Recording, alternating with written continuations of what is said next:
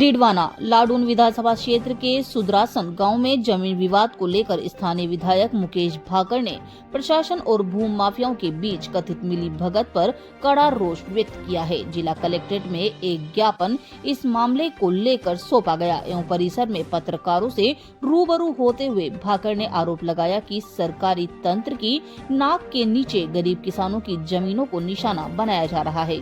विधायक भाकर ने कहा कि सुरदासन गांव की एक बेशकीमती जमीन पर न्यायालय द्वारा स्टे स्थगन आदेश दिया गया था।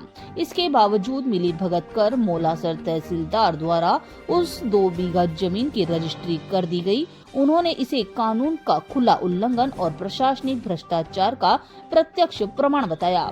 गरीब किसान को दी जा रही धमकियां पीड़ित किसान की दयनीय स्थिति का जिक्र करते हुए भाकर ने कहा, एक गरीब किसान जिसके पास बुनियादी सुविधा तक नहीं, उसे भूमाफिया रात के समय उसके घर जाकर गाड़ियों से डराते हैं, धमकाते हैं।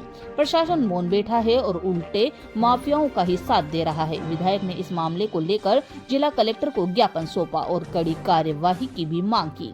उन्होंने बताया, कलेक्टर ने तहसीलदार को फोन कर निर्देश दिए और यदि रजिस्ट्री गलत तरीके से हुई है तो उसे तुरंत खारिज किया जाए। देखिए कि किस तरीके से खुलेआम जमीनों में भूमाफिया द्वारा भ्रष्टाचार और किस तरीके से प्रशासन की मिलीभगत चल रही है। एक लाडनू विधानसभा का सुदरासन गांव है, उसमें जमीन है, उस पर कोर्ट का स्टे है, लेकिन उस स्टे को नहीं मानते हुए तहसीलदार मौलासर द्वारा भूमाफियों की मिलीभगत करके और 2 बीघा जमीन की रजिस्ट्री कर दी गई। आज वो किसान अभी आप लोगों के सामने थे, जिसके पास पहनने के कपड़े नहीं है, जो गरीब आदमी है, उसको भूमाफिया द्वारा गाड़ियां रात को उनके घर पर ले जाकर उनके खेत में उनको धमकाया जा रहा है। उसका हमने जिला कलेक्टर के संज्ञान में इससे पहले भी ज्ञापन दिया था, आज भी हमने बात करी। कलेक्टर साहब ने मौलासर तहसीलदार को फोन करके कहा कि अगर रजिस्ट्री गलत की है तो तुरंत उसको आप रिजेक्ट करें, अगर नहीं किया तो हम उस तहसीलदार के खिलाफ कोर्ट जाना पड़े, सरकार के पास जाना पड़े।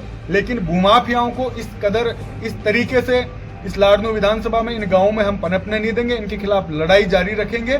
और सबसे दुर्भाग्य की बात यह है कि चंद पैसों के लिए तहसीलदार द्वारा और पटवारी द्वारा उस स्टे के बाद रजिस्ट्री हो जाती है।